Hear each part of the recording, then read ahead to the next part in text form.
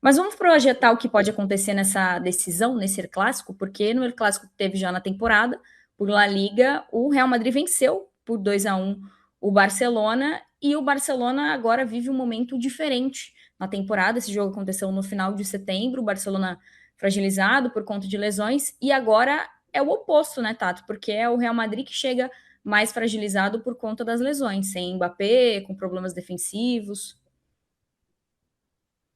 Vamos ver. Acho que o discurso que a gente teve ontem prevalece, né, em relação ao favoritismo. A gente vê um Barça coletivamente extremamente superior, completamente limpo, né, do seu departamento médico. Todos os seus principais jogadores estão à disposição para o Hansi Flick optar o que ele prefere de melhor. E no Real Madrid, só de você já não ter o Mbappé já faz uma diferença danada, né? Mas na zaga também são muitas situações que acabam atrapalhando, digamos, ou oferecem algum argumento para o Xabi Alonso, por mais que já deveria, com o que ele tem ali, uma situação melhor depois de mais de 6 meses aí de trabalho.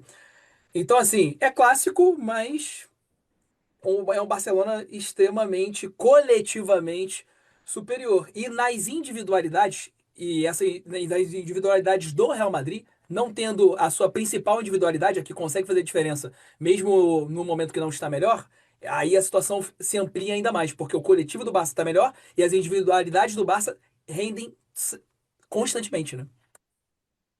É, e o Real É, eu, Madrid tá sem é, a sua principal individualidade, né, na temporada. é, eu acho que o Real Madrid tem dependido muito de Mbappé e Courtois, né? Não vai ter o Mbappé, vai ter o Courtois para esse jogo, mas só com o goleiro salvando, muito difícil ganhar o título, né? Se conseguir empatar e levar para os pênaltis, talvez, mas assim, a situação do Real Madrid ela é realmente muito complicada, por quê? Porque quando venceu o Barcelona por 2-1 era um Barça sem Rafinha, era um Barça que estava, como o Otávio falou, com muitos desfalques e que ainda não tinha engrenado na temporada.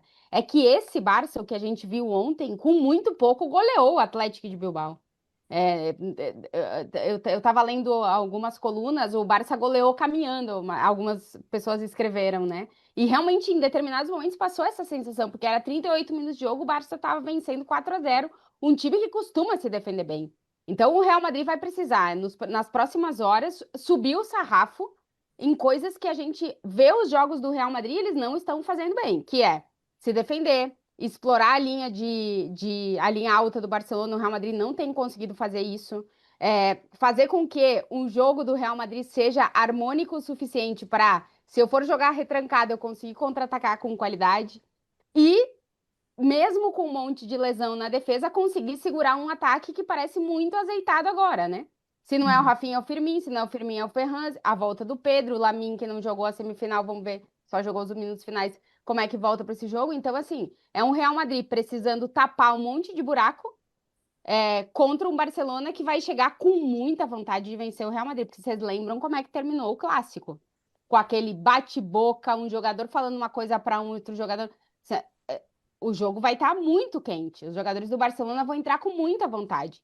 E o Real Madrid é um Real Madrid muito diferente daquele, que estava numa dinâmica positiva, que ainda não conseguia se encontrar em campo, mas que estava conseguindo oferecer alguma coisa. Esse Real Madrid de agora, a gente vê muitos poucos momentos no qual o coletivo funciona. As individualidades, o Rodrigo vai precisar aparecer, o Vinícius vai precisar fazer um melhor jogo da temporada, o Gonçalo vai precisar ter o Gonçalo do hat-trick, então, tem muito condicionante para o Real Madrid competir com o Barcelona em um jogo que o Xabi Alonso vai voltar a estar na mira de todo mundo. Bom, e como E vocês viram, provavelmente o ele Fred vai. E o Fred até É, foi embora. faltou internet lá no calabouço que ele construiu. Fala, Tato. não, e provavelmente eu não acredito que o Xabi vai mudar a ponto de, por exemplo, tirar o Gonzalo da partida, para não mudar no esquema Até dele. porque não tem quem botar. Exato, exato. Mas eu digo assim, até pela proposta de jogo. Hoje a gente viu o Real Madrid com muita dificuldade, como a Tati pontuou, em relação ao contra-ataque. Por quê? O Mbappé tem uma velocidade, uma explosão absurda. O Gonzalo não tem essa explosão para atracar a última linha, que o Barça vai jogar com uma linha completamente alta. E quem é que fez isso hoje na transição rápida? Já que o Valverde está lá atrás, é um cara que costuma fazer isso também. Foi o Rodrigo, que sai da esquerda, livre, como a Tati destacou bem, extremamente flexível, saindo da esquerda, saindo da esquerda para a direita para poder receber a bola do Valverde. Então, assim, o Gonzalo, pelo menos diante desse jogo do Barcelona, né, em que o Barça costuma ter a posse de bola e o Real tem que atacar essa linha de impedimento extremamente alta do Barcelona, acaba perdendo um pouco com o Gonzalo, porque não tem esse último homem que ataca a linha para poder vencer a linha de impedimento do Flick. Eu acho que ele não vai mudar.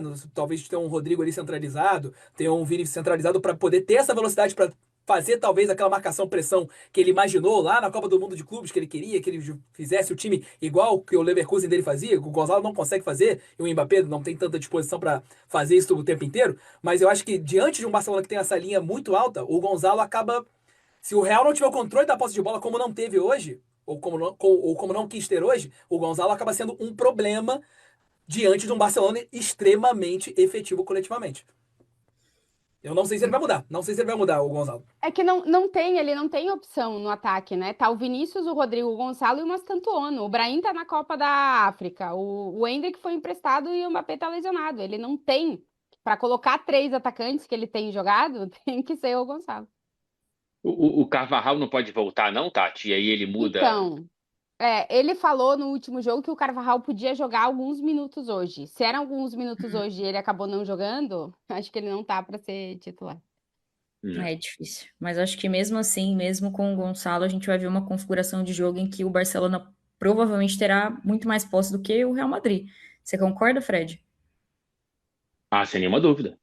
Sem nenhuma dúvida. O que pode encaixar para o Real Madrid, né? Contra o Manchester City, por exemplo, foi um bom jogo do Real Madrid. Foi o jogo do renascimento do Rodrigo, inclusive, né? Mais uma vez, encontrar o Manchester City faz muito bem para o Rodrigo. Mas é que, como a Tati falava, né? O Barcelona e o Otávio também. Tá em outra marcha, cara. Assim, eu acho muito, muito, muito improvável que o Real Madrid consiga arrumar alguma coisa contra esse Barcelona. Vai ter menos posse, provavelmente vai sofrer muito mais, vai depender muito do Courtois. Eu acho que vai ser estatisticamente um jogo parecido com o de hoje, mas as sensações vão ser de um sufoco maior do Barcelona. Pode acontecer do Real Madrid ser campeão, mas eu tenho a sensação de que é 60-40, 70-30 assim, para o Barcelona. O que o Fred falou ali a arma para o Real Madrid vencer o Barça é o contra-ataque. Sendo que não é a estratégia de jogo do Xabi Alonso, né? Assim, ele gostaria que o time dele fizesse outra coisa. Mas ele vai ter que usar o contra-ataque. Só que o Real Madrid não tem contra-atacado bem, né? Então, vamos ver. Mas se o Real Madrid conseguir vencer, acho que vai ser uma grande vitória, talvez, para mudar a chave na temporada, né? Se consegue vencer esse Barcelona, talvez seja o jogo para o Real Madrid mudar a chave. Agora, realmente a tarefa é bem difícil.